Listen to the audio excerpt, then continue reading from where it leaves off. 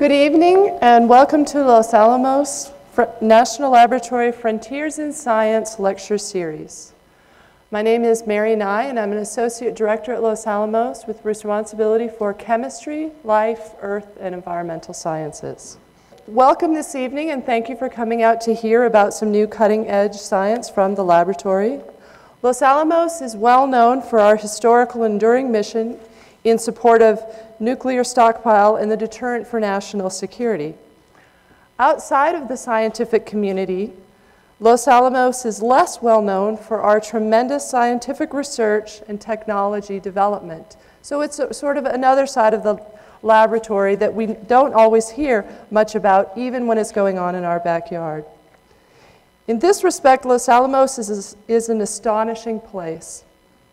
It's unusual in that it's remarkable in its breadth and depth of scientific disciplines. It's difficult to imagine any scientific discipline that isn't represented in some part of the laboratory and in some of the scientists that work there. Increasingly, scientific discoveries are not made in one single discipline, for example, in bioscience or physics or material science or theory, but instead advances are increasingly made at the interfaces between disciplines, and such is the topic of our lecture this evening. It's my pleasure to introduce to you Garrett Kenyon. I'd just like to read you a little bit about Garrett's really impressive biography and to give you just an impression of the kind of multidisciplinary scientists that Los Alamos has attracted throughout its 60-plus years of history.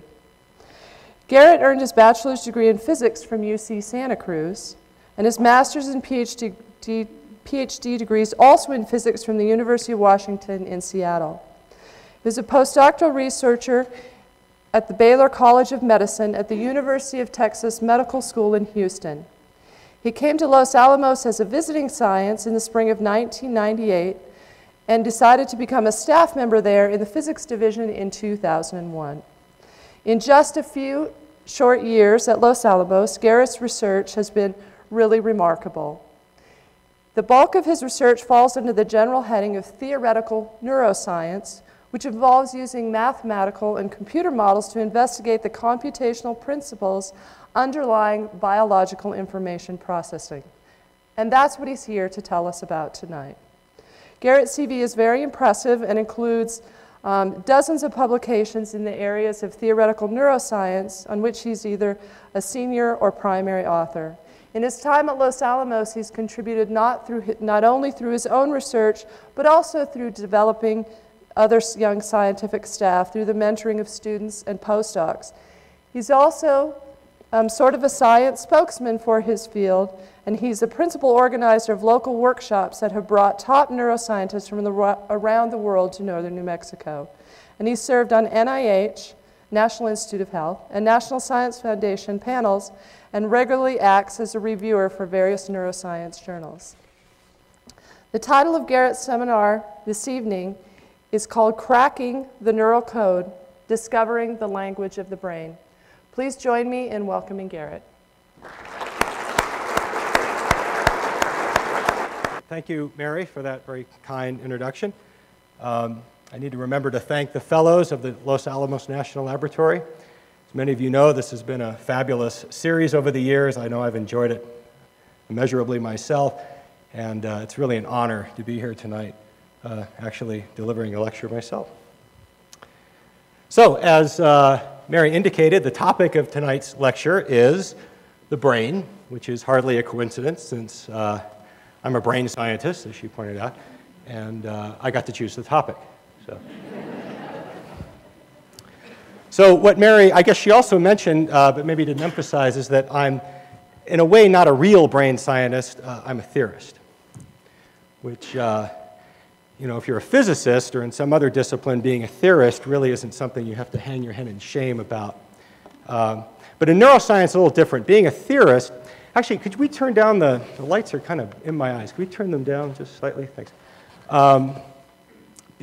In neuroscience, being a theorist is really, it really just means that as far as anyone can tell, for for some reason no one can understand, you don't do any experiments on a real brain. And that's not because I don't respect such experiments or I have any objection to them. It's just that I'm a klutz. And I really have no, I don't belong anywhere near a modern electrophysiological laboratory. So instead, as Mary pointed out, I look at other people's experiments, and I try to organize their data using mathematical models that ideally reveal something fundamental about how the brain works. So I put it that way, it doesn't sound too bad. The catch, of course, is that, and I hate to admit this in front of a large audience in public, on videotape no less, but I don't really know how the brain works. Okay, I don't actually believe that. But like most neuroscientists, I think I do know how the brain works and that all the other neuroscientists are wrong. But but really my larger objective tonight is not to convince you that the model, the particular model I'm going to describe, is necessarily correct in all of its myriad details. I have a larger objective, and that's frankly just to demonstrate explicitly that we're ready to build such models in the first place. And the extraordinary and perhaps unsettling implication thereof that neuroscientists, like it or not, are in fact rapidly converging on an understanding of how the brain works. Now, what do I mean by how the brain works? Obviously, the brain works on any number of different levels. So what level do I mean? And to illustrate that, I'd like you to consider this photograph that I grabbed off the net, which shows Garry Kasparov, who at the time was considered the greatest chess player in the world, losing to Deep Blue, which is a computer. Now, I'm going to assert that Garry Kasparov didn't actually lose to a computer at all. In fact, the story's been misreported. You can just look at the photograph and see that Garry Kasparov actually lost to this guy with the dark suit and the plastic name tag sitting across from him. Okay, so you scoff. I mean, clearly, I don't know who he is, because I can't read his name tag, but I assume he's one of the developers of Deep Blue. But clearly, his role in this match is to watch Garry Kasparov, and when he makes a move, enter it into the computer. And then when Deep Blue makes a move, he has to reach out and move the piece to the right square and then hit the clock. He doesn't even have to know how to play chess for what he has to do. On the other hand, I think it's amazing that today, and in fact for a long time, we've known how to write a computer program that can play a very good game of chess. Very good being, say, being able to beat Garry Kasparov, for instance. On the other hand, we still don't know, in general, how to build a machine that can do the things the guy with the plastic name tag is doing. So, it's true. I'm going to convince you of that too. So, if we want to, when I say how does the brain work, it's actually, at this point, it's not Garry Kasparov's brain that I necessarily want to understand at this juncture, and the genius that emanates from it. And it's actually understanding the guy with the plastic name tag. I want to understand how his brain works. How does he just look at something and tell what's there? That, to me, is the more interesting question at this juncture. All right, so the sentiment was expressed quite simply, about as simply as it could be expressed, by Marvin Minsky, who's one of the founders of the AI movement and spent years trying to get computers to duplicate these things that humans do, and wound up concluding that, well, it's the easy things that are hard. All right, some of you must be thinking, now come on, if we can program a computer to beat Garry Kasparov, surely we can program a computer, to just look at something and tell what's there. But in fact, that's very, very difficult. And I can prove that it's difficult because the internet, the whole integrity of the internet, depends on the fact that it's difficult. There's a whole cottage industry. So this is a great word, CAPTCHA. You should all take this word home and try to use it in your vocabulary every day. It's an acronym, it stands for Completely Automated Public Turing Test to Tell Computers and Humans Apart. Okay. So I should probably define Turing tests, but I don't actually have to, because you know what a Turing test is already, because you take them all the time. They look like this. And you have to take them every time you're on the internet, and you have to prove you're human. You know, you're signing up for an email account, say, and you have to prove you're not a bot signing up for 1 million email accounts so you can spam the universe. And you can look at these puzzles, and I don't even have to explain the puzzle. You already know what the puzzle is. And you can, you know, this is one of the more difficult CAPTCHAs. But in fact, you have relatively no trouble solving any one of these. On the other hand, when computer scientists do their very best to devise a computer program to solve these puzzles, those programs do very poorly. They really are doing no better at this point than, say, one correct word out of 3. So in fact, the internet is still safe. And indeed, these are called text-based CAPTCHAs.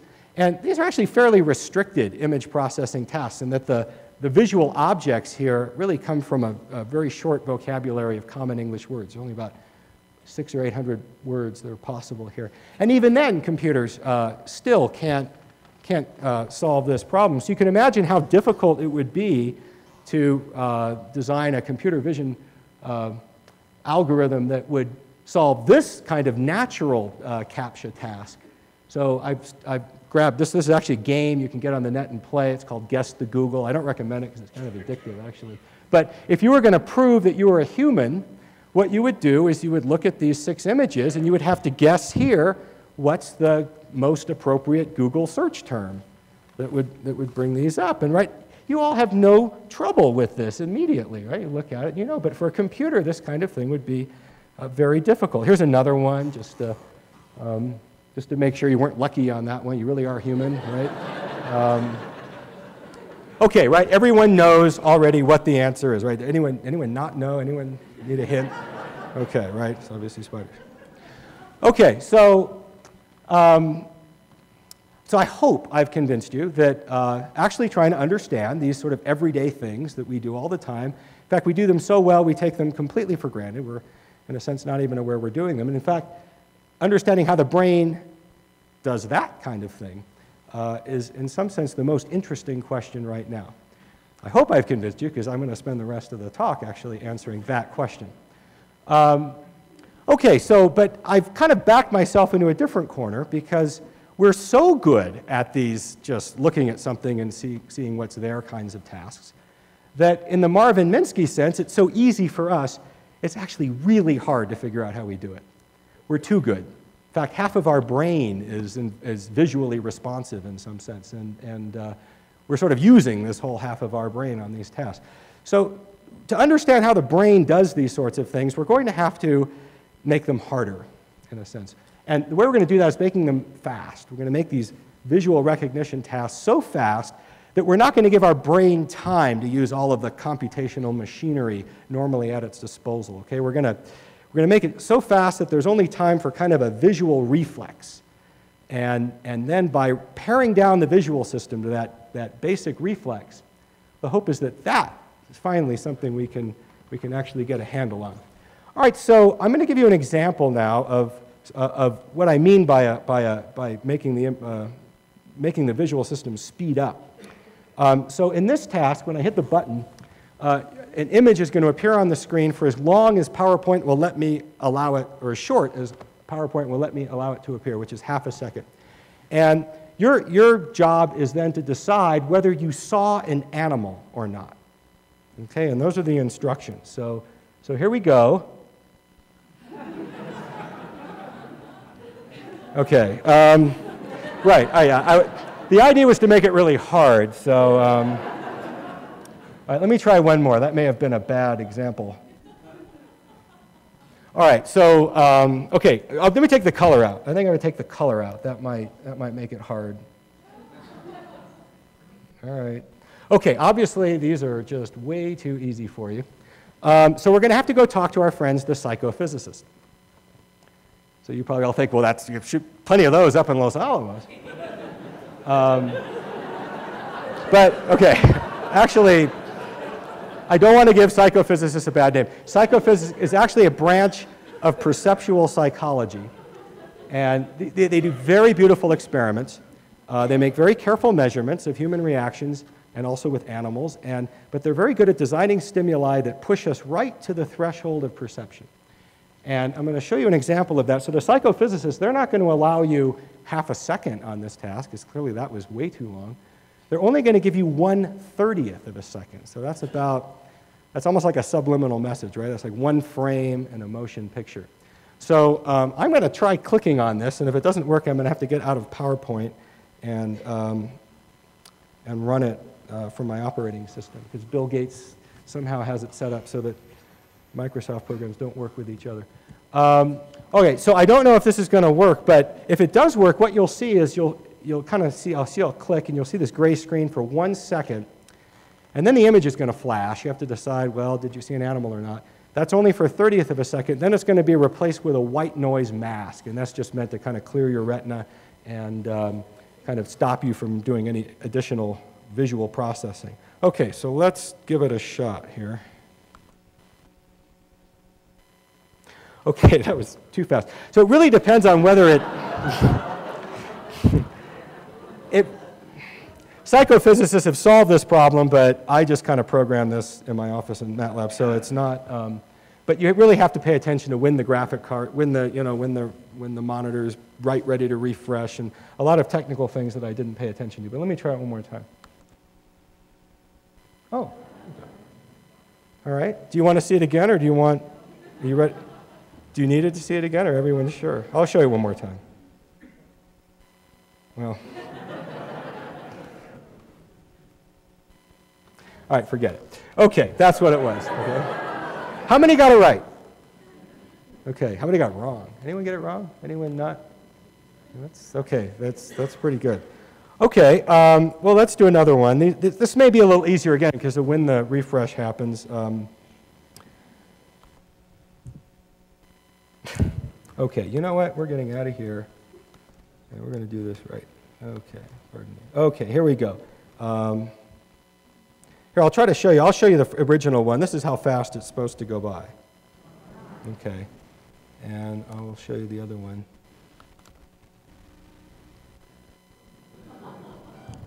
You want another try? You got to pay attention. It's quick. Okay, decide how you're going to vote while I bring this back up.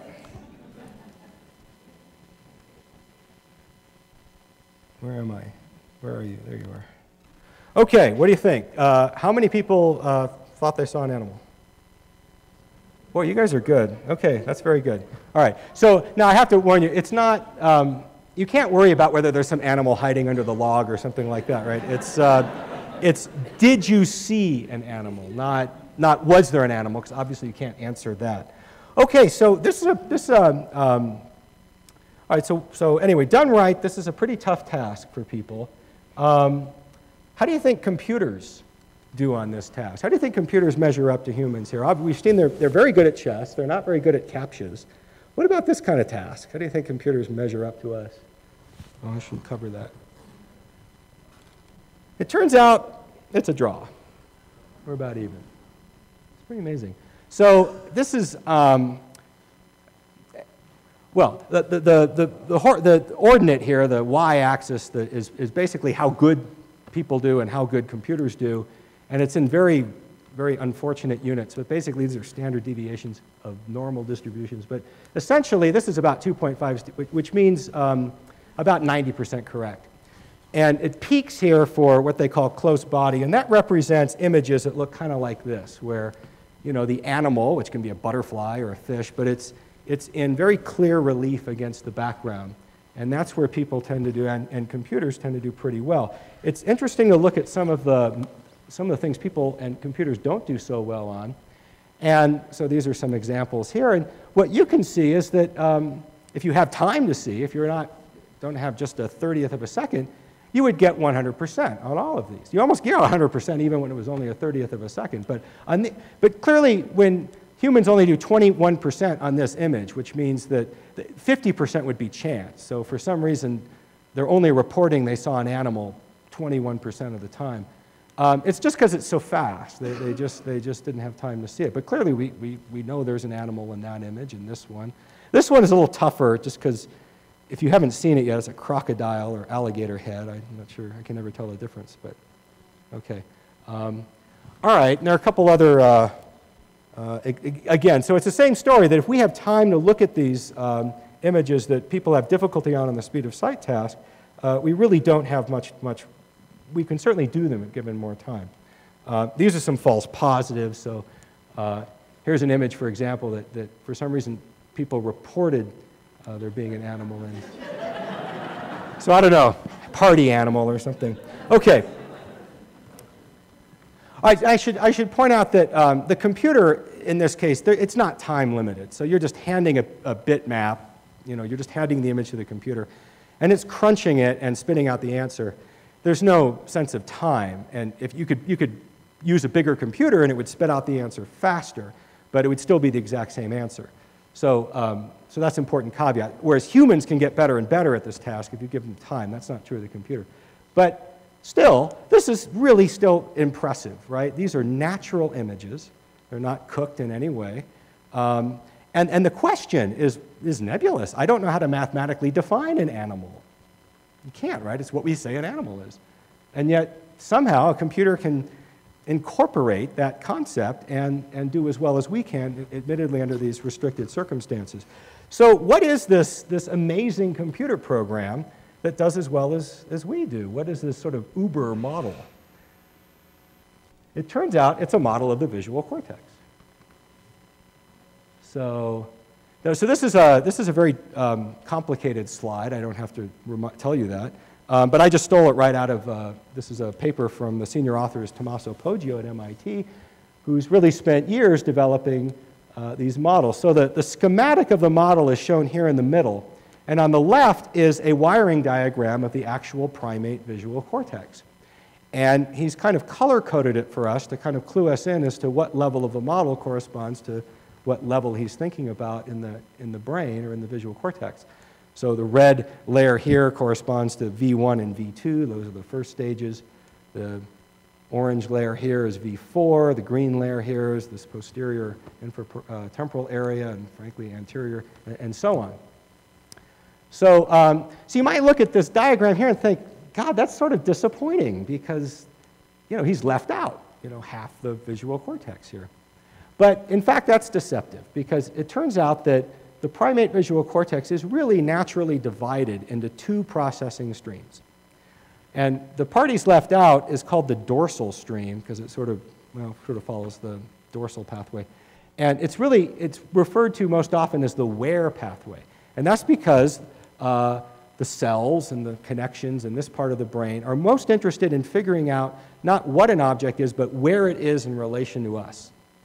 So the cells there, what they're trying to figure out is you have a 2D photograph on your retina, and yet you have to pop that out into a three-dimensional perception. And so we have this whole half of our visual cortex, which is responsible for figuring that out, where stuff is. On the other hand, the pathway he has modeled is called the ventral stream, or the what pathway, and here cells, in the end, don't much care about where things are. They just care about what things are. They care about object identification. And so if you just limit your attention to the what pathway, Poggio's done a pretty good job of accounting for the major levels in the processing chain. So this model is biologically realistic in other respects. It has this, it captures the normal hierarchical flow that you see when you look at a wiring diagram of the visual cortex. In fact, the model sort of respects that kind of sequential hierarchy. I'll talk more later about the fact that things seem to come in pairs. So you have circles with solid boundaries, and they always feed into circles of the same color with dotted boundaries. And that gets repeated and repeated. I'm going to say more about that. That turns out to be, people conjecture, a basic motif of cortical computation. You also see the circles get bigger. And that actually has to do with something called receptive field size. So down here, one of these circles, any given one, actually only corresponds to a very limited region of the image. It's called its receptive field. That's the part of the world, the little portal on the world that this model neuron cares about. It just cares about this little soda straw that it's looking through. That's called its receptive field. But if you move up in the visual processing chain, you get cells that are looking at bigger and bigger portals on the world. Their soda straws are expanding out, until at the very top, you're essentially looking at almost the entire visual space. Okay, so one more thing I want to tell you about this model before I move on. I think it's kind of remarkable. So he's got some numbers over here. I think there are hundreds of thousands, even millions of neurons in this model, each one making maybe many hundreds of connections. So there are an astronomical number of parameters in this model. I mean, he's just showing you a very simplified schematic. So how did they train this model? I mean, it's almost like training an actual brain. Well, it turns out they trained it the way you trained your brain, roughly, when you were a child and you were training up your visual cortex. You were learning how to see. And in a similar fashion, what they did is they had a library of just thousands of natural images, and they just played it to this model, one image after a time. And they trained the model layer by layer. So they would train, once they'd gotten done training up to a certain layer, then they would go on to the next layer. And what they did is for each image, they would pick a random neuron, say that one, if they're training that layer at this point, and they would just look and see which of its inputs, in its receptive field, which of its inputs were active for that particular image they've taken from the library, and that becomes what that neuron cares about. And they just go neuron by neuron, and then when they fill up that layer, they go to the next layer, and pretty soon they've trained up this entire model. It's almost as if as an infant you were looking around, you look over there and you burned a neuron in, and then you looked over there and you burned another neuron in, and you had lots of time because you're just lying in your crib, and you eventually can wire up your whole visual cortex. Okay, so rather than saying a lot more about the model directly, since it's a fairly accurate model of the visual cortex, I thought we could probably do a better job of understanding how the model processes, how the model works, by just looking at the visual cortex itself. So this is the part of the visual cortex, the primate visual cortex I want to focus on now. We're going to focus on 4 areas, V1, V2, V4, and IT. So one rule, you're not allowed to ask about V3, okay? If you want to have a question about V3, please refer to the previous rule. And what we're going to do is we're going to watch this lion sort of propagate. This is sort of here we're conceptualizing the model as being sort of these transformations that take place. The lion starts out as a pattern on an array of pixels in your retina. This is RGC, it stands for retinal ganglion cell. It goes through something called the LGN, which stands for lateral geniculate nucleus, which we are going to completely ignore. You can lump that into V3 if you want. And then we're going to walk through the cortical chain. And we're going to see how the lion ultimately turns into, here it starts as pixels, it's got to turn into a lion. That's the idea. And can we understand how that happens in our brain? Okay, so I have to, I guess I should call this a warning or disclaimer, like parental label or something. So we're going to talk about neuroscience now, and you can't talk about neuroscience without talking about neurons, sort of essential. And you can't talk about neurons without actually recording from them, and you don't find neurons anywhere except in brains, living brains. So the data I'm going to show you is all taken from living brain. These are animals. It won't be gory, won't be any gratuitous, blood or anything, but the data, you have to understand, there's an animal looking at a screen, and the experimentalist is flashing stimuli on this screen and recording from some neuron somewhere in the cerebral cortex, in the visual cortex, or in the visual system, and looking at the activity of that neuron in response to this range of stimuli, and trying to understand what that neuron is computing or extracting from the visual world through such experiments. Okay, so that's going to be the protocol, and we'll start in the retina, being a good place to start. So this is a slide that I grabbed from David Hubel's book. It's a book called Eye, Brain, and Vision. You can get it right off the web. It's free. It's a beautiful book. And whenever I have a new student who doesn't know anything about neuroscience, I usually just send them right there. I say, go read the book and then come back when you've read it and we'll talk. So about 50 years ago, Hubel and his colleague, Tortzen Wiesel, began making recordings in the retina like this. And so what are shown here are the responses of this retinal neuron, it's a retinal ganglion cell, to 4 different stimuli. All right, and the first stimulus is no stimulus at all. This is nothing. So they're just looking at background activity from this typical retinal neuron.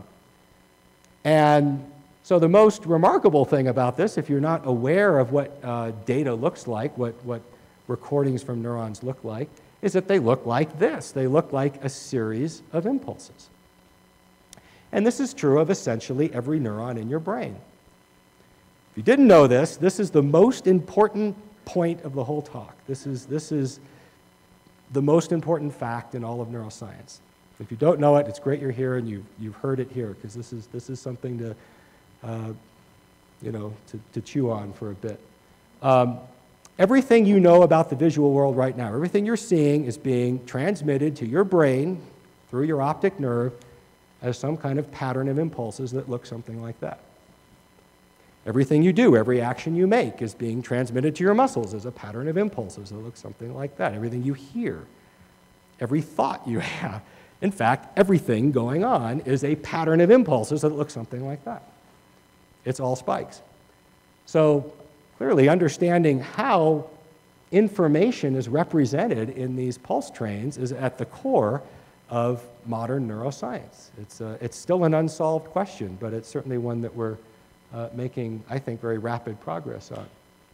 Okay, so for the purposes of this part of the talk, we're going to treat this pulse train, we're going to kind of take an Occam's razor. We're going to assume it's as trivial as it can possibly be. Turns out this is an assumption that neuroscientists have been making for years, that the information here is only in the rate, that there's no information at all in the precise temporal pattern or sequence. It's just the rate.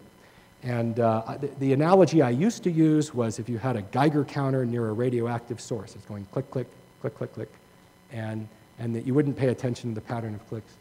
And then I gave a dry run for the fellows, and anyways, pointed out maybe a Geiger counter wasn't the best analogy for a public lecture. So, and I said, well, I mean, look, these neurons, what other analogy is there? They're going pop, pop, pop, pop, pop, pop, pop. What else does that? I'm very indebted to my dear friend James Thyler for saying popcorn. So from now on, for the rest of my career, the analogy is going to be popcorn. So when you see these spikes, for the moment, for this part of the talk, I want you to think popcorn. Think that it's just something in the density of spikes that's conveying the information, nothing in the really the precise temporal pattern. Okay, so getting back to our retinal neuron, this is its background activity. If we shine a small spot right in the correct location on the screen, and this black bar indicates when the spot's on, see the neuron fires this burst of impulses, this burst of spikes. On the other hand, if you make the spot much bigger, this retinal neuron sort of gets indifferent. It's almost back to background activity. So it's as if this outer rim is kind of inhibiting the response to the center region. And finally, if you just present this sort of outer annulus or ring and leave out the center, you can actually suppress the response of this retinal neuron. So this is what the retinal neuron typically is saying about the visual world. And as a physicist, it's kind of satisfying that the retina is supersymmetric, that every on neuron has its sort of off supersymmetric counterpart that does exactly the opposite. So a small spot turns it off, and here a ring turns it on. Okay, and that, to a first approximation, is what your retina tells your brain and your optic nerve. And if you remember in that Poggio model in the beginning, the very first layer had objects that looked like this. And these stood for edge detectors. And so we can know right away that the Poggio model doesn't start in the retina because there are no edge detectors in the retina. The retina has receptive fields, part of the visual space these neurons like, that have this center surround organization. And that makes them sensitive to contrast. What they're doing is looking for light in the center region and kind of subtracting the average light around it and reporting local contrast. So that, I would say, is what our retina is doing. So now let's jump to the cortex, to the primary visual cortex, or V1. So we've turned our line into a bunch of pixels in the retina. We've mapped it into a contrast-enhanced image. We've ignored the LGN, which does the same thing. Well, it doesn't, but we're not going to talk about that. And now we're in V1. What happens to our lion in V1? It's a set of pixels. And first, let's just remind ourselves of where V1 is. So this is the primate brain. This is your brain on formaldehyde. And this is your visual cortex back here in the occipital lobe. And your V1 is at the very tip of the occipital lobe. This X here is your fovea. It's the center of the center of vision. You have greatest acuity. If you move along the solid arrow, it's moving out toward the periphery. So you see the whole visual world is mapped right onto the surface of the cortex. And then it wraps down here into the sagittal fissure and under, and you can actually see that here. So as you can see, they've cut a little slice out of the brain and laid it flat, so you can see these convolutions, the infolding of the cortex, so that if you actually go down, down vertically through the surface of the cortex, vertically here or down here, pretty soon you just get to more cortex. It's like your linens all, folded together, all jumbled up. If you go down far enough, you just get to more linens. So the cortex is this amazingly convoluted structure, unless you're a baby, of course, in which case your cortex is still smooth and hasn't gone through this developmental process. All right, if we take a region of the cortex and we magnify it, it looks like this. And so this is just one surface, one cortical surface thick. And you see the cortex has this very pronounced layered structure. The layered structure is much more pronounced in V1 than it is in other parts of the brain, but this layering is present throughout the entire cerebral cortex. The layers are numbered, and then the numbers have subdivisions, and those subdivisions have subdivisions, and so on. The main one here is note that right in the middle is this very dark band. This is called layer 4. This is the input layer. This is where inputs from the retina via the LGN are coming in and making connections within V1, within this cortical area. Okay? And finally, let's magnify it a little more just for fun.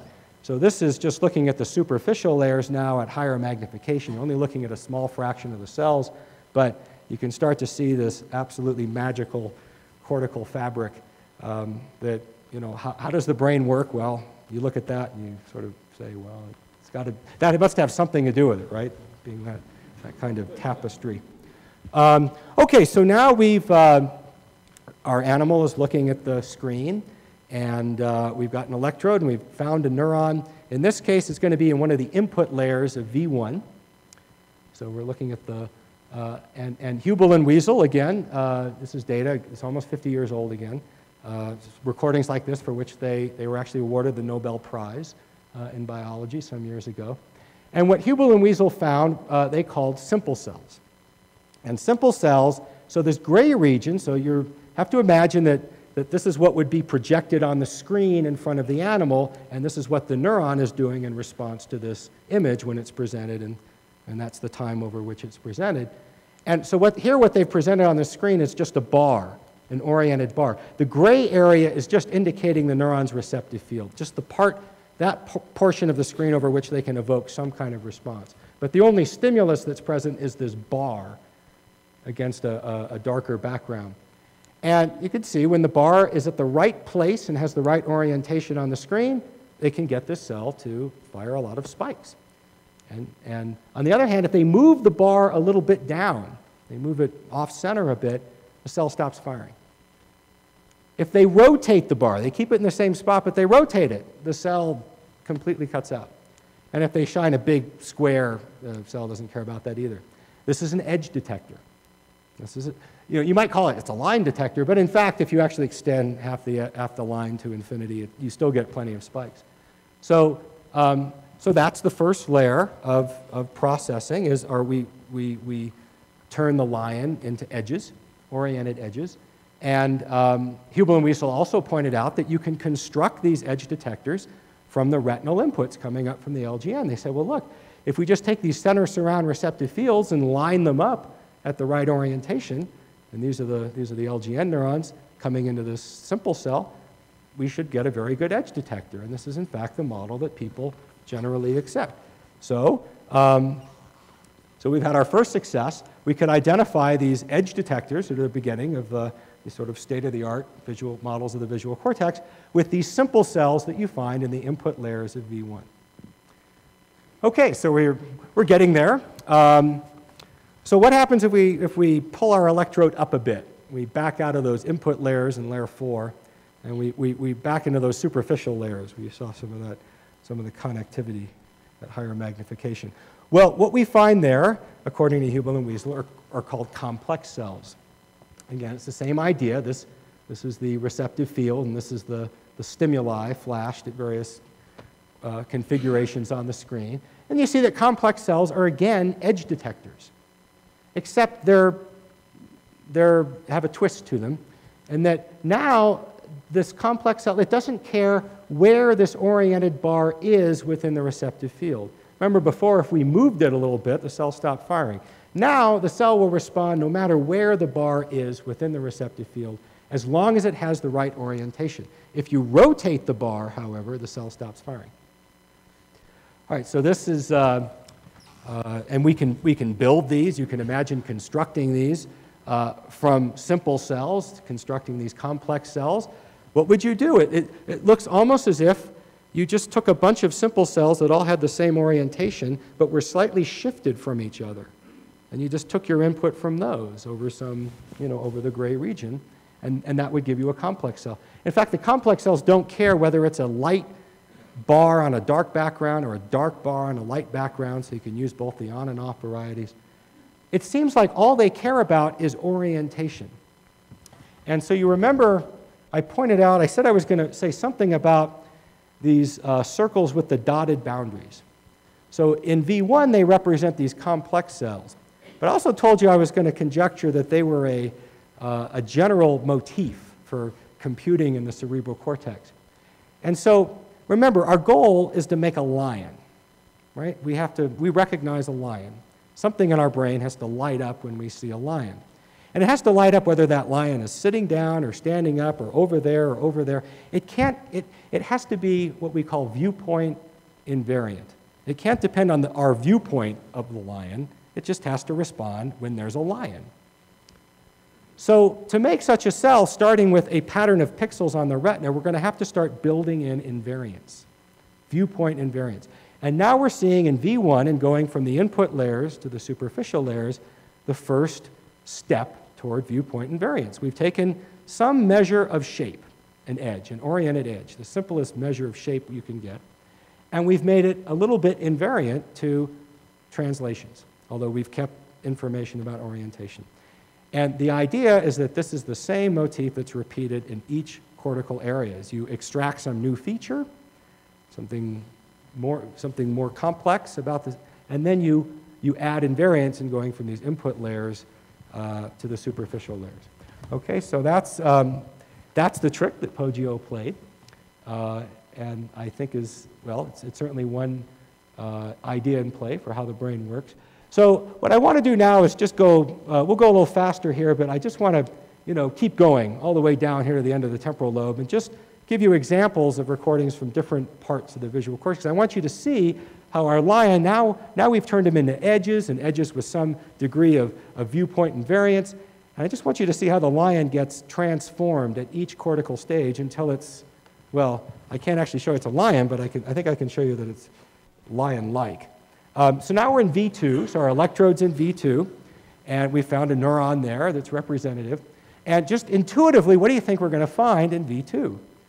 So in V1, remember, we found edge detectors, which we built by lining up retinal neurons or LGN neurons. So in V2, you might expect we're going to find what? Junction detectors, right? I mean, if we're going to add edge detectors together, we should find junction detectors. And so what these experimentalists did is they had to figure out, okay, what are they going to flash on the screen in front of the animal? Well, they're going to flash stimuli instead of a single edge. They're going to flash stimuli consisting of, two legs of a junction at all possible angles.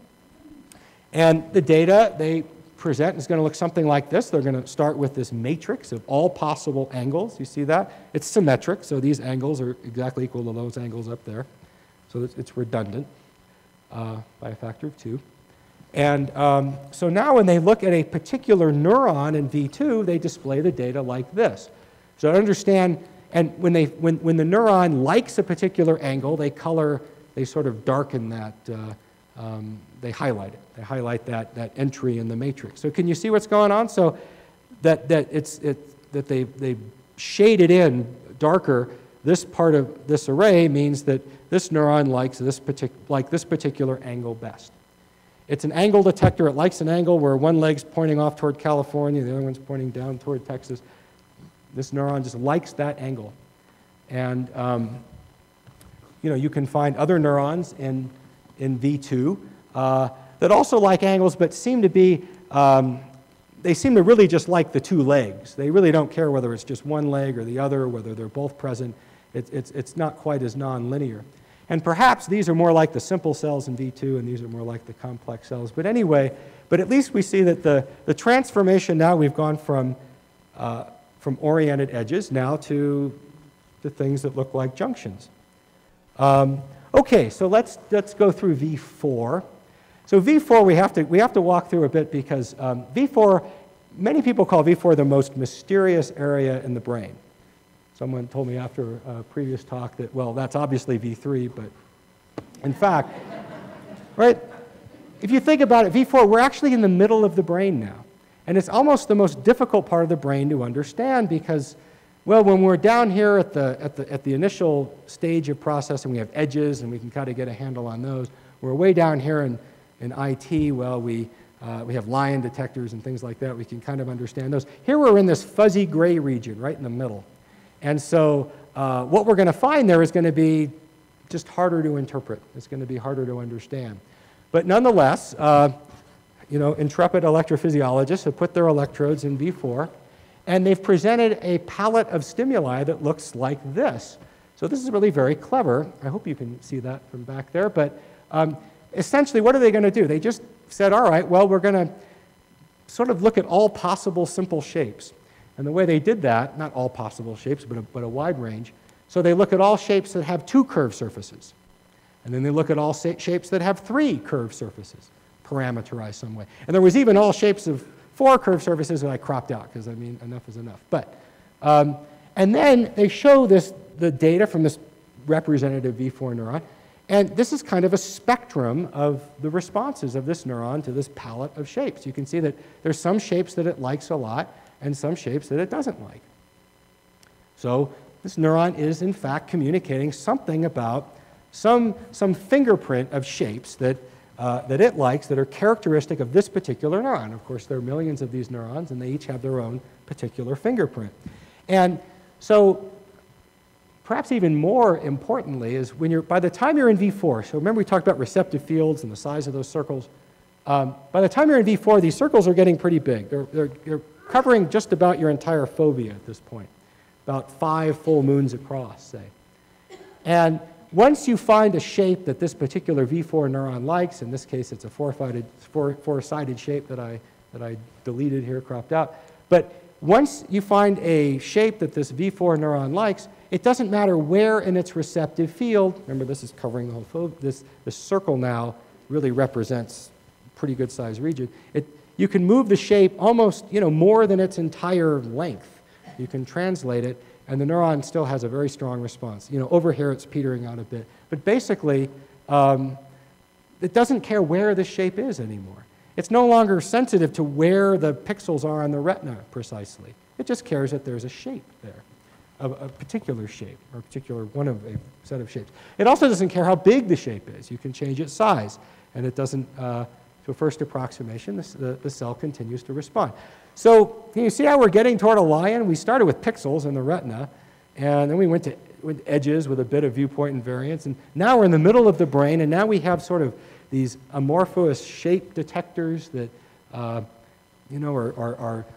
location and size invariant, and so this is how it's believed that the visual cortex assembles, builds a lion detector. I'm just going to, you can build these V4 receptive fields out of inputs that you expect are coming from V1 and V2, from the raw material that's going to be available at V4. And that's all this slide shows, that you can construct these receptive fields systematically, and you can compare these models to real V4 neurons and have some confidence that, in fact, we really can build such creatures.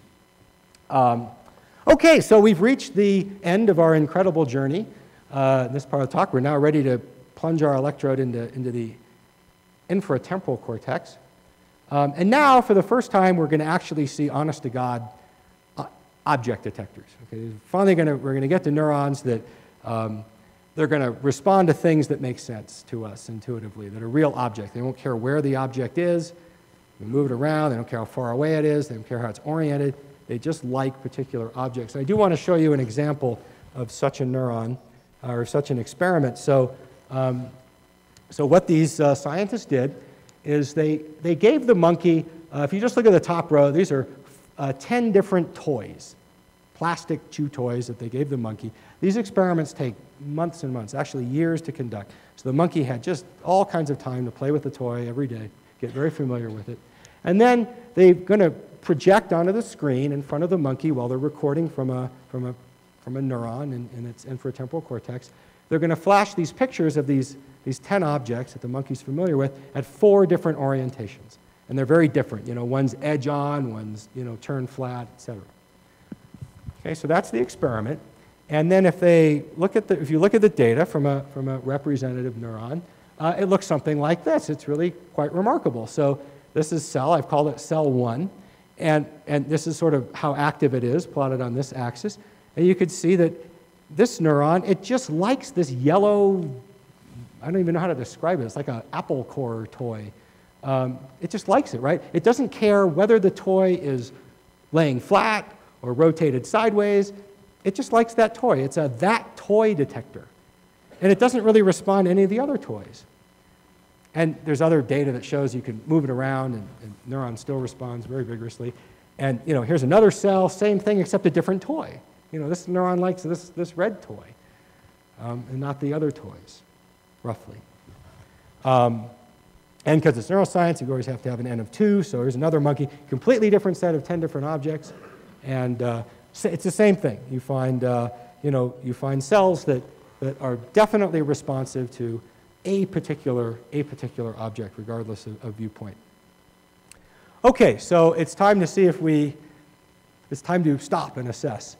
So I've walked you through this ventral stream, visual cortex. We've looked at how representations change.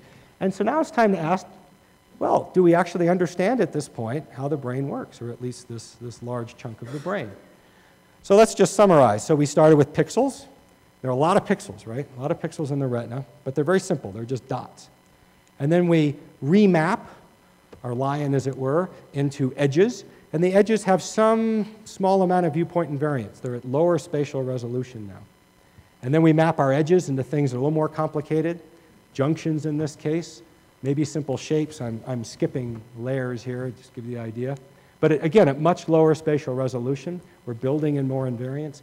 And by the time we get to the top of the visual processing stream, we have neurons that are responsive to very particular objects. But they don't care where that object is. So the receptive field of a neuron spans the entire space. It doesn't care how the object is oriented, how it's posed. If it's a tiger detector, it doesn't care whether the tiger is looking this way or that way or sitting down. It's just a tiger detector. And so this is the, I would say, a very modern notion of how the visual cortex is put together. So how about that? Maybe we're done. Maybe it's time to go on to string theory or something. Maybe we understand how the brain works. Okay, I'm going to say I think not quite yet. And if you remember that the best models built on this kind of hierarchical structure, they only do about 90%. I say only 90%, right? 90% is great. That's an A, right? Who would be unhappy with 90%? But in fact, you think about it, is 90% really good enough on this task? I mean, what error rate is evolution going to tolerate? Is evolution going to accept 1 out of, 9 out of 10? Actually, another way to think about it is we move our eyes about 4 times a second, roughly. And if you work it through, That means that we get about 100,000 different looks every day. So just ask yourself, how many gross visual errors have you made today? Okay? Or this week? I mean, how many times have you mistaken a fire hydrant for a person? You know, or your dog for, you know, your son or something. I don't know. I mean, we do make such errors occasionally, but they're very rare. We're not 90%. That's ridiculous. We're 99.9999, right? We are orders and orders of magnitude better than even these best computer models, or as good as we are on the, we're orders of magnitude better than we are on the speed of sight task, when we can bring our whole brain to bear on the problem. So in a way, I've contradicted myself. So I started by telling you very dramatically that we are on the verge, on the cusp of a revolution. We're about to understand how the brain works. And now I'm telling you, yeah, except we have, you know, 27 orders of magnitude to go before we actually do so. But I think, in fact, I can convince you in the last part of the talk that we know, or at least we have a very good idea of what's missing, of what the additional features are, the additional tricks the brain is playing that get us those additional decimal points. So I'm going to talk about 3 mechanisms here. The first one is feedback. And so if you even look at one of those simple cells in V1, those edge detectors, remember those where we started, it turns out that that simple cell, if you look at it anatomically, it receives most of its synapses not coming up from the retina by the LGN, but actually well over 90% of its synapses are coming actually from other cortical neurons. And most of those are coming actually from higher cortical areas, projecting back down into V1. So feedback is hardly you know, a minor point in the brain. In fact, it's the overwhelming rule in the brain.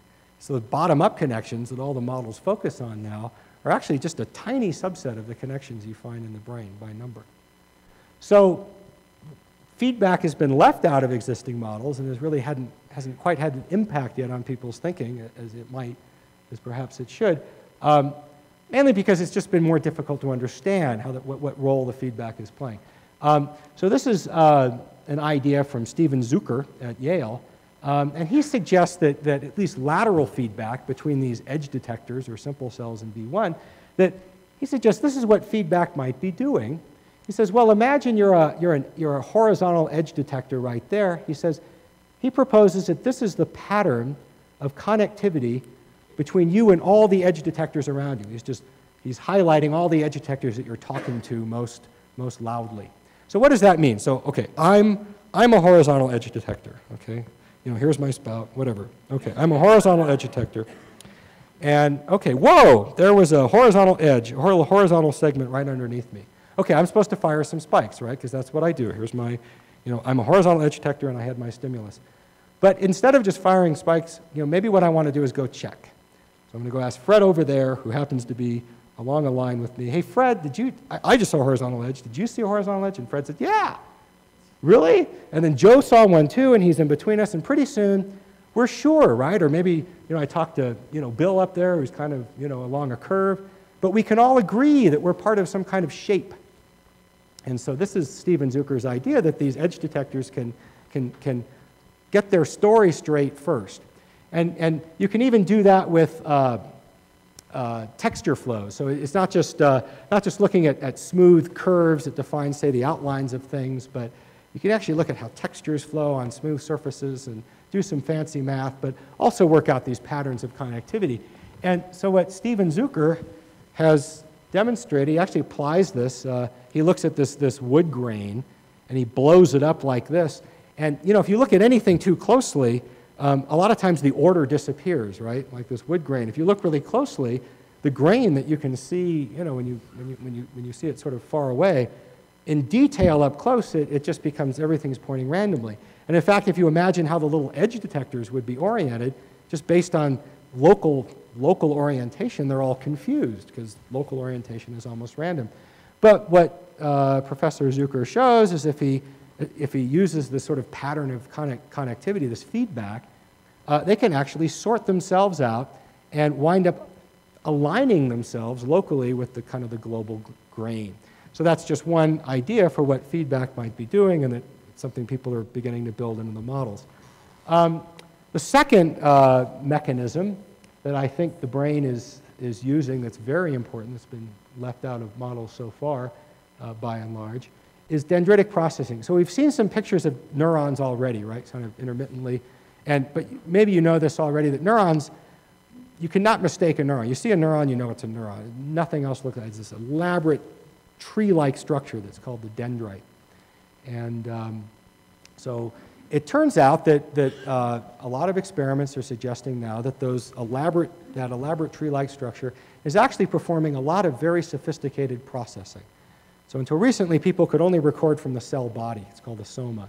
And a lot of thinking was that most of the computation was really happening right there in the cell body. But now people are starting to really look at the entire dendritic tree as an elaborate network unto itself. And I just want to show you an example of two experiments, partly just because these experiments are truly extraordinary. I mean, these are some of the most amazing, they really illustrate the maturation of neuroscience as an experimental discipline. So this is data from a rabbit retina. This is a direction-selective neuron in the rabbit retina. And you know it's a direction-selective neuron because when they move a bar to the right, so they call here 90 degrees, you get two bursts of spikes, one to the leading edge and one to the trailing edge. But if you move the bar to the left, you hardly get any spikes. And if you move it up or down, you get something in between. So it's a neuron that responds to direction. We have these in our eyes. They don't project to our cortex. They project down into our brainstem. And they're involved with stabilizing the world on our retina. They're basically responding to slip. Okay, so this is actually what's called an in vitro experiment because the retina isn't really part of the rabbit anymore. They've taken it out and put it down in a dish. And the reason they do that is now they can make extremely careful experiments that they wouldn't be able to do if it were still in the animal. And retinas are convenient because they get no feedback from the brain. In fact, one exception to the feedback rule is the retina. And they get no feedback from the brain. So when they're in the dish, they're actually still, for all intents and purposes, a retina. They're still physiologically just like the retina, and they respond to light. So they can do this absolutely amazing manipulation. So here's, blown up now, here's this direction-selective neuron, a rabbit retina, down in the dish, responding to the leading and trailing edge of a bar moving across. Now there's a break in the data here. What they've done here is they've injected a little bit of poison, but they've done it so carefully that they're actually sucking the poison out as soon as they're injecting it. So they're restricting the poison to a very, very localized region right around the cell body, or soma. So they're not poisoning the dendrites, they're just poisoning the cell body. And when they do this, they block these spikes, but if you blow up these records here, so we take those records and blow them up here, we see that in fact there's still these little spikelets coming from the dendrites. And in fact, the conclusion of this experiment was really amazing, that it wasn't the cell body at all that was actually computing this direction selectivity. It was actually the computation was happening in the dendrites. Where the dendrites were the deciding element. That's where the decision was being made. And the soma was just, each one of these little spikelets had a somatic spike sticking on top of it that masked it. So no one had ever seen these before, because no one could ever do this kind of manipulation where they could block the spikes from the soma and actually see that they were really being, really just riding on top of the decision that was being propagated down from the dendrites. Okay, so just an example of that really probably most of the action is happening in the dendrites, most of the computation. All right, this is just another even more heroic experiment. So this is a hippocampal neuron, I believe. See, it's elaborate, dendritic, this tree-like structure, it's dendrite. This again is an in vitro experiment. So this is a rodent hippocampus, it's a neuron from a rodent hippocampus. The brain has been removed from the animal and it's been sliced up, very narrow slices on a vibrotome. And these slices will actually live in an oxygenated bath for a long time, and you can make, again, very careful recordings from them. You can see they've got an electrode here in the cell body. So this was kind of old technology at this point, and now what they've done is they filled the bath with excitatory neurotransmitter. So what's neurotransmitter? Don't worry about it. It's the chemical that neurons release to excite each other. But the point is the bath is now filled with it, but it's not actually exciting any neurons yet because they've conjugated this neurotransmitter to something that makes it inactive. And then they can break that bond with laser light. So what they've set up is a situation where they can essentially make an artificial synapse onto this neuron. They can release neurotransmitter with a laser with arbitrary spatial and temporal precision and actually study in detail what the computation is that's going on in small sections of dendrite. And so this is an example of a kind of experiment they'll do. Is so in blue, if they shine the laser in a very concentrated region indicated by this blue bar here, a very small branch of the dendrite here, and they can compare that to the case where they stimulate, where they flash the laser in some distributed way. Okay, and what they find is that well, when they activate the dendrite in this distributed way at these distributed spots, and they use pulses of increasing intensity, the response that they record down here at the soma grows actually kind of sublinearly. Nothing too interesting happens. On the other hand, when they shine the laser light in a very concentrated way at a small branch, they see this, at some point, they see this supralinear spike. So it's indication that every single little segment of the dendrite is its own little computer looking for a, very special combination of input that it's, that really causes it to become active. Okay, so that's number 2. What's number 3? Spikes. Okay, I told you spikes were popcorn. Now I'm going to tell you they're not popcorn.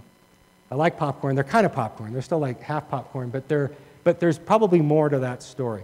And here I'm actually going to talk about my own research because this is actually the question I've been most interested in. And what I'm going to do is I'm going to look at the data in the optic nerve, the pattern of spikes in the optic nerve. I'm going to use the retina as kind of a Rosetta Stone. If I can understand the language of the retina, then perhaps I can understand the language of the whole brain. That's my hope. And so to motivate this, I want you to consider this experiment, the amazing frog of somewhere in Tokyo County that wouldn't jump. And so normally a frog, when you present it with what's called a looming stimulus, will exhibit what they call an escape response, which means it jumps. So what's a looming stimulus? It just means it's a black spot and it's getting bigger. Okay, so it's actually kind of scary. You can see why it jumps. I would probably jump too.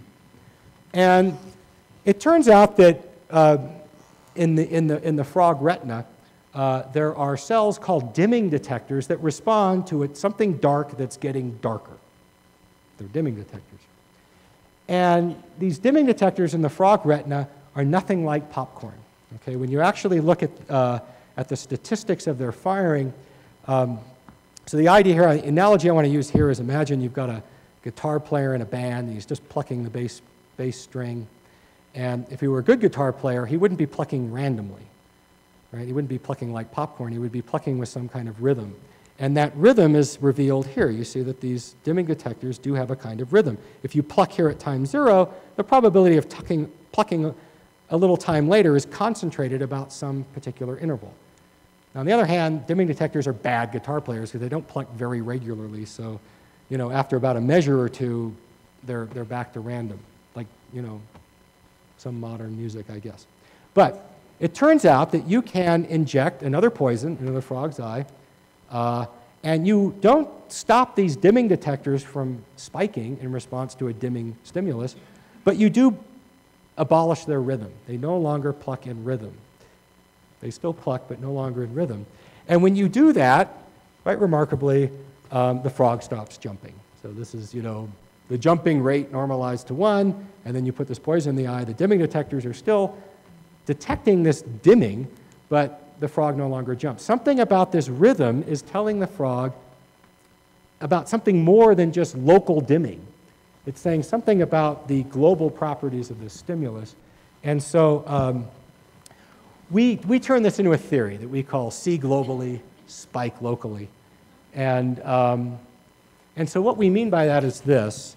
So you imagine, this is actually data from a different animal, doesn't matter. Imagine that this is a dimming detector, though, and this is its receptive field, so it's looking for something getting darker right inside that red ring. And we can imagine that there are a whole bunch of dimming spots, like a whole swarm of them. But because this neuron's getting the stimulus it likes, it's seeing this dimming spot, it's going to fire a burst of spikes like that. So imagine if we take all those dimming spots and we glue them together into one big spot that's now getting darker. All right? Can you see the difference in the data? Can you see that it's still the same number of spikes, roughly, but now they're organized in a kind of rhythm. So you can see it visually. Of course, we did an analysis where we asked, well, you know, if you were a statistician sitting in this animal's brain, could you actually tell the difference between these two things? And in fact, you can. But since we're not statisticians, let's see if we can. I don't think this will happen. I think I've got to get out and play it directly, but yeah, okay, so let me just get out. I think we can just listen to these spike trains, and hopefully you can hear the difference. Okay, so this is spike trains. This actually, there are several neurons clumped together from this animal in response to that small swarm of spots.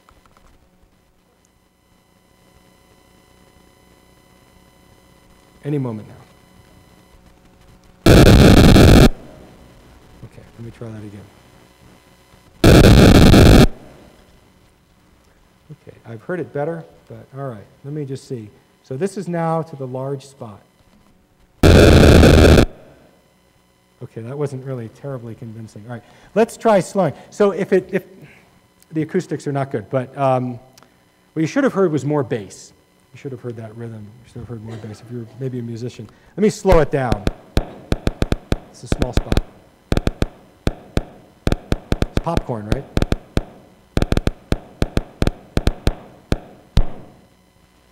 Okay. So what happens when the spot gets bigger? Do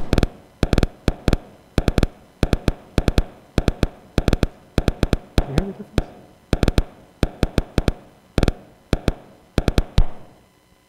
Okay, well, it's, anyway, it's subtle, but it's the brain. Okay. Well, all right, so let's get back here. So what this theory really suggests is that neurons are, in a sense, bilingual. Neurons speak two languages whenever they speak. They speak with forked tongue. They have kind of a popcorn language, which is, you know, is it dimming underneath me? Then I'll fire some spikes. On the other hand, if it's that dimming is part of some larger phenomenon, that dimming is part of a big feature, big object, then they'll not only fire spikes, but they'll fire spikes in a kind of rhythm. And so that rhythm communicates something about the global properties of an object to which each neuron is sort of responding to some local part of.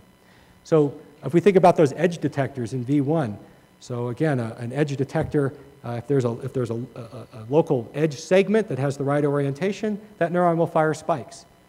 On the other hand, if that edge segment is part of a shape, of a smooth shape, then that neuron will not only fire spikes, but will fire spikes in a kind of rhythm that indicates, hey, I'm part of a shape. In fact, I'm in rhythm with all the other neurons that are part of the same shape. So that's the idea and in fact, timing of spikes is very important for binding together the local features. So just two more sort of cute results. It turns out that we think these rhythms actually are involved in how we perceive number. What do I mean by perceiving number? So it turns out animals perceive number, pretty much all animals, certainly all vertebrates. So this is an experiment, famous animal behavioralist Otto Kohler.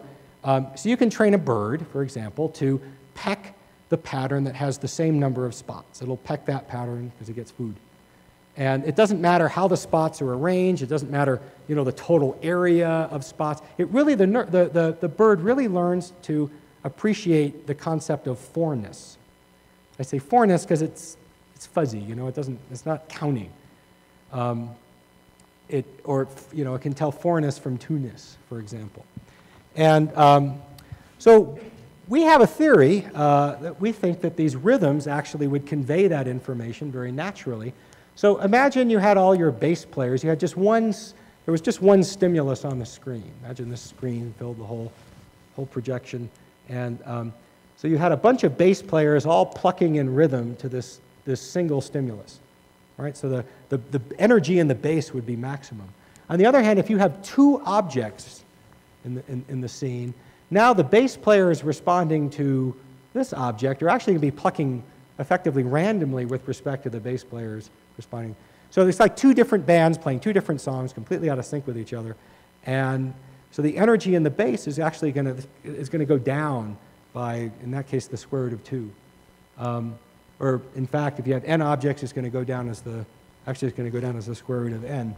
And in fact, we can see that if we plot the energy in these rhythms as a function of the number of objects. In fact, it drops, and it drops as the square root of n.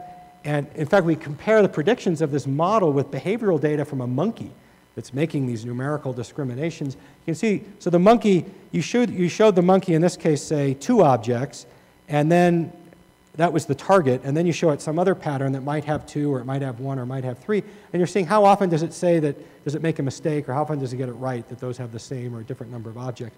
And you can see monkeys, they're not exact, they're not counting, they're just sort of intuiting with this number sense. And in fact, you can actually do, this is true of humans. If you make us do the task very fast, so we can't count, we also show this kind of data.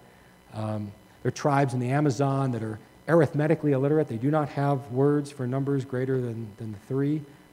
They have this kind of data. Human infants, you can do this kind of experiment. And in all those cases, so the model captures this essential feature for how numerosity is encoded in these rhythms. Okay, so finally, actually let me start with that. This is the last experiment of my own I'm going to show. It turns out we think these rhythms are actually intimately involved with just how we see, just how we construct the visual world from patterns in our optic nerve. And so just imagine we have this simple stimulus presented at 4 different intensities. And obviously we see it, it looks very clear. On the other hand, we can ask the question, we know enough about the number of spikes in the optic nerve, we know about their variability. We can actually ask the question, if it really is just popcorn, if they really are just firing randomly, then if the brain only gets, say, 100 milliseconds, 1/10 of a second, to make a decision about what's out there, and that's about the time between eye movements, then how good a job could we actually do in constructing what's out there, or in this case, reconstructing when there's a very simple stimulus, just from this popcorn coming in, when we only get a little bit of time, which is, of course, the problem that our brain is confronted with. And in fact, this is how good the brain could do, theoretically, if your optic nerve was nothing but popcorn. At low contrast, you're almost completely blind, but even at the very highest contrast, even the very highest firing rates that are recorded from retinal neurons. And the idea is just that you have to tell, when you're looking at these spikes, you have to tell, well, what's a real spike and what's a background spike? And the idea is, well, if you have these underlying rhythms, you can get a clue. You can say, well, if I get a spike that's actually in rhythm with some other spike, then I can take it more seriously. I can weight it. I can say, okay, this seems real. I'm going to use this one. On the other hand, if you have a spike sitting all by itself, out of rhythm with everyone else, you can reject it. You call it a background spike. So that's all we've done. Very simple. And there's nothing about this method that, so we can make an arbitrarily complex stimulus sort of by deleting some fraction of the pixels at random. And again, if it's just popcorn, the reconstructions don't look very good. And on the other hand, if you use these rhythms, you can still reconstruct all of the fine spatial detail. There's nothing about these rhythms that somehow blurs things or fills in holes. So 3 mechanisms: feedback,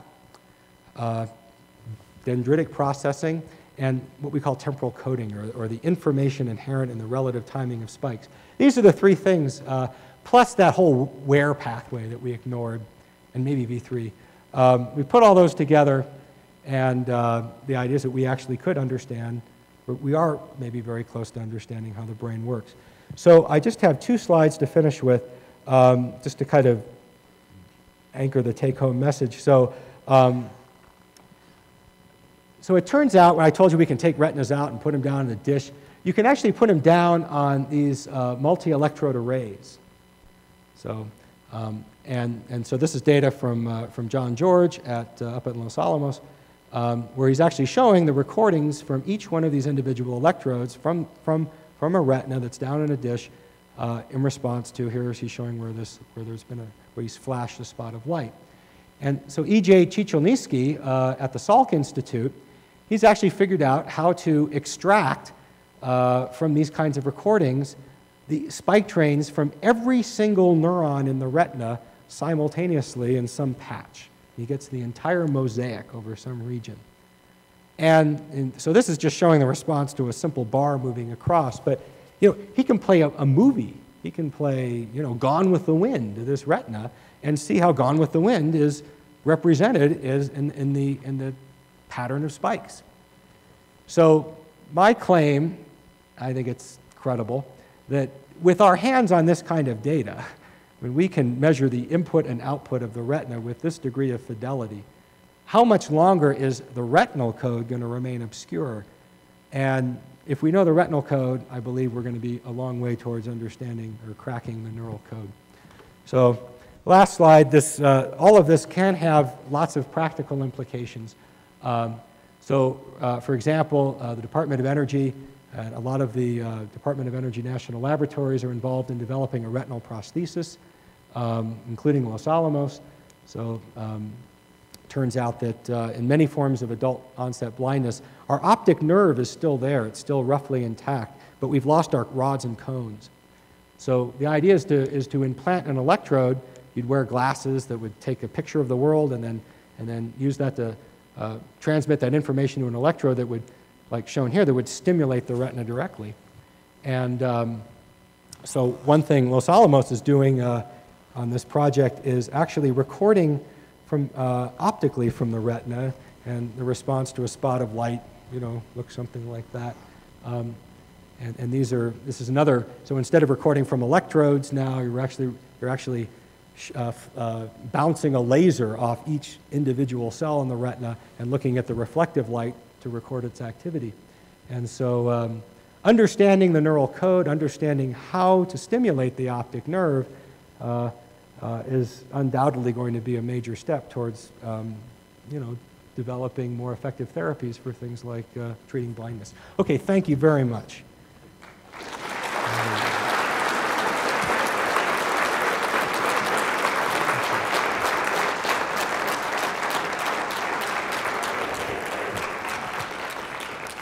So I apologize, I went a few minutes long, but if you have any questions, please, if you need to get home, I understand, but if you have any questions, I'd be happy to do my best. Yes? How do you know there's no more information in a spike? Well, spikes certainly look to be identical. So it's very difficult to tell one spike from the next. But don't we create the spike by our measurement technique?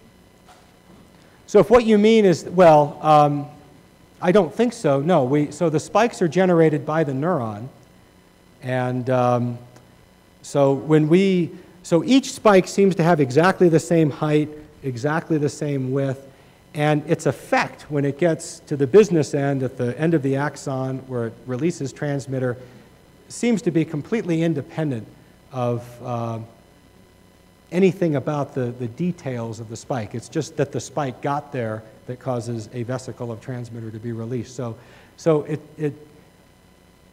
there's no mechanism we understand now that would distinguish one spike from another. We can distinguish when a spike happens, presumably, if it happens at a different point in time. But telling one spike from another per se is not something we know how to do or. Don't we create the spike? Isn't the spike something that you create on the screen or something? No, neurons, okay, so. When you say spike. No, so, no, certainly not. So he's asking, do we create the spike? As if those spikes I'm showing are somehow the experimentalist has created that. And no, not at all. So a neuron, the way it talks to other neurons is it has to send some kind of information to other neurons. And the information that it sends is actually these spikes, these pops. So the neuron at some moment, usually we think of it when the neuron crosses a threshold. Right? It has there's a membrane potential between the inside and outside of the cell, and all of the inputs to the neuron either drive it closer to the threshold or further away, closer if they're excitatory, further away if they're inhibitory. And at some magic moment when the membrane potential crosses this threshold, there's a nonlinear event. And the neuron actually generates this positive feedback loop that creates a spike. So once the membrane potential crosses that threshold, it just keeps going. And it goes all the way, anyway, goes all the way to the top and comes back. Where do we see the spike? That's happening. Well, it depends where the electrode is. So we can make either extracellular or intracellular recordings, and you saw examples of both. Sometimes the electrode is just next to the cell, and there you're seeing a version of the spike, because when the spike occurs, it draws a little current into the cell, and that sets up gradients in the tissue, and you see a little voltage drop around your electrode, and you can amplify that and measure that. So you can sometimes measure spikes outside the cell. If you're close enough to the cell and you have the right instruments, you can actually measure spikes even though you're not in the cell. And then in other experiments, like in that directionally selective neuron in the retina, where they actually went inside the cell, and then you can obviously see the spikes, but then you can also see the what they call the generator potential, or the underlying membrane potential. So those are great questions. I'm sorry, I had to decide whether I was going to give the Neuroscience 101 talk or give you like how the brain works talk. And anyway, but those are good questions. Yes? Oh, well.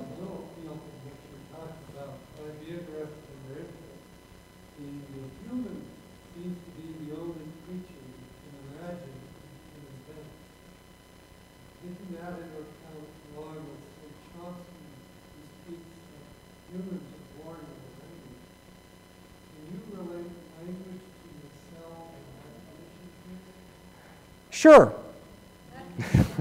No. All right, so the question is, can I relate language to these cells? I'm going to say yes, because unlike Chomsky, I believe that language had to evolve. Maybe he does believe this, but he certainly downplayed it. But language certainly had to evolve from existing processing circuitry. We didn't just stumble into language somehow. We had circuits in our brain already, and those circuits had to be replicated and co-opted for language. And I believe the parallels between language and vision are extremely strong. So remember the whole story of the visual pathway was we start with these atoms, these visual atoms like edges. But I could maybe call those phonemes.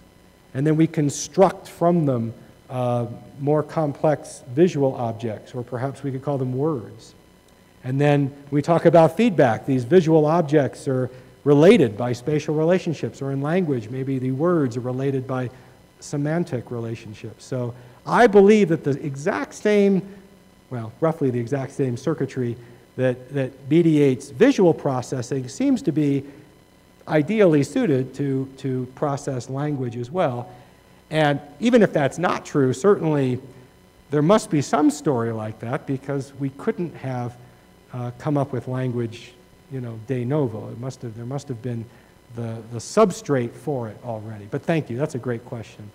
Yes, please. With equipment like this, is it purely electronic, or is there a chemical component? It depends, again. So it used to be electrodes were just metal. Now they tend to be glass. They tend to be what are called micropipettes, so they're glass and they have solution in them. Sometimes you change that solution. So there are all kinds of different electrodes now. Sometimes they're called patch electrodes, where you actually patch onto the cell membrane, and then you can change the intracellular milieu. You can swap things in and out. So there's actually a whole industry, or what kind of electrophysiologist you are really depends on what kind of electrode you use.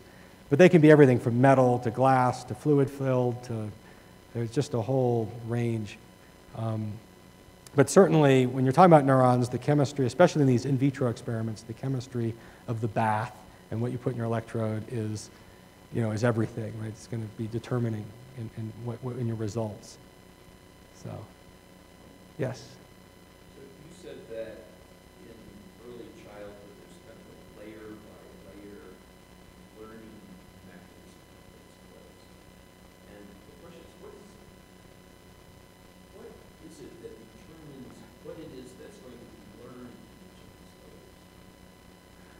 Okay, that's a great question.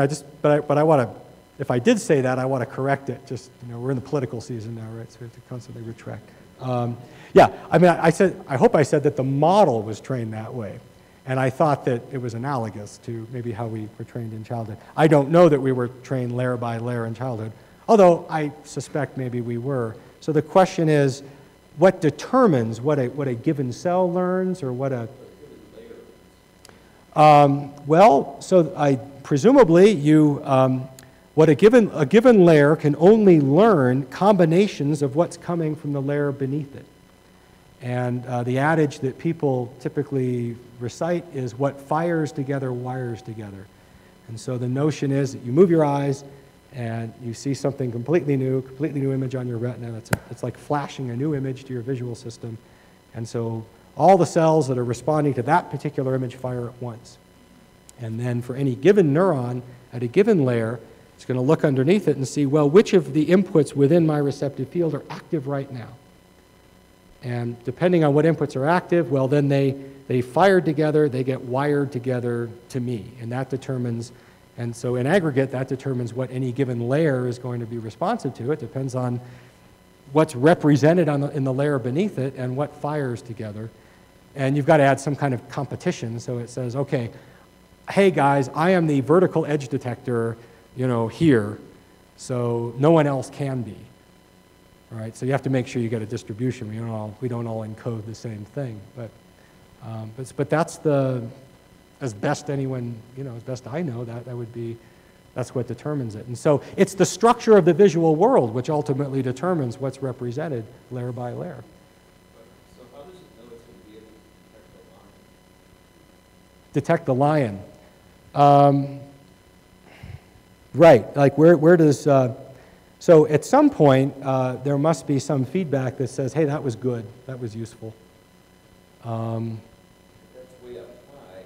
Yeah. How does it high thing put it down into the other place? I don't know, but maybe, maybe you pick something up and whatever, you like it. I don't know, it's food. There's some large object that you have a high-level concept of and you like it. And so in a top-down way, you start, saying, okay, anyone representing this, here's a little dopamine or whatever, a little reward because we like this thing. I don't know, though. I don't know. It's too good a question. Yeah.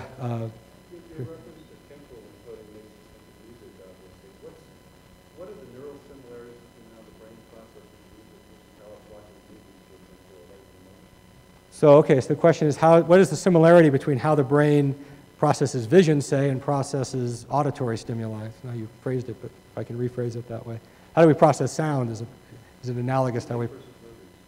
Yeah, or music versus movies. Well, so in sound, for one thing, there seems to be also a dichotomy between this kind of what and where, the analogous thing to the what and where pathway. So when you listen to my voice, it seems like you're listening to you're processing it with really two different streams. You might call it right brain and left brain, but part of you is just listening to the semantic content. So I can speak like this. It's very annoying, but you can get what I'm saying, sort of. On the other hand, we communicate a whole lot in the prosody of speech, in the music of speech. So, so we certainly have different parts of our brain, just like we process the visual world in the what stream and the where stream. We have different streams for processing music or speech. Again, I think this notion of hierarchical construction, that you start with something simple that you represent completely, and then from that you start building up the things that are meaningful. So in our cochlea, what we have are basically we have tone detectors. We have neurons in our cochlea that cochlea is our, well, you know what our cochlea is. Our cochlea is the thing we hear with. It's our sound transducer in our ear, and the neurons there are tuned to say, or another neuron's tuned to whatever. They're tuned to different frequencies. And so those are now the atoms Those are like the edge detectors. And now we have to turn those tones into sounds, right? How do you hear my whole voice and recognize it as a voice and ignore any other sounds going on in the room, hopefully? So the same problems that confront the visual system confront all sensory systems, I think. So I think the lessons probably carry over. Okay, maybe one more question, or yes. Looking at the retinal prosthesis, I have an interest in treatments for macular degeneration. Crystal ball time, hypotheses having some help for people with that problem. I don't think very far away. There will be some kind of therapy. I don't think we're talking about full restoration of visual function. But it's already true that you can, in pilot experiments, that they can produce visual percepts in people with those sorts of conditions by implanting electrodes, these multi-electrode arrays, in their eyes. There are issues to be worked out. The big issue now, it seems to be, is the hardest issue, frankly, is getting an electrode that will just stay in the eye without getting gunked up and producing immune reactions and stuff.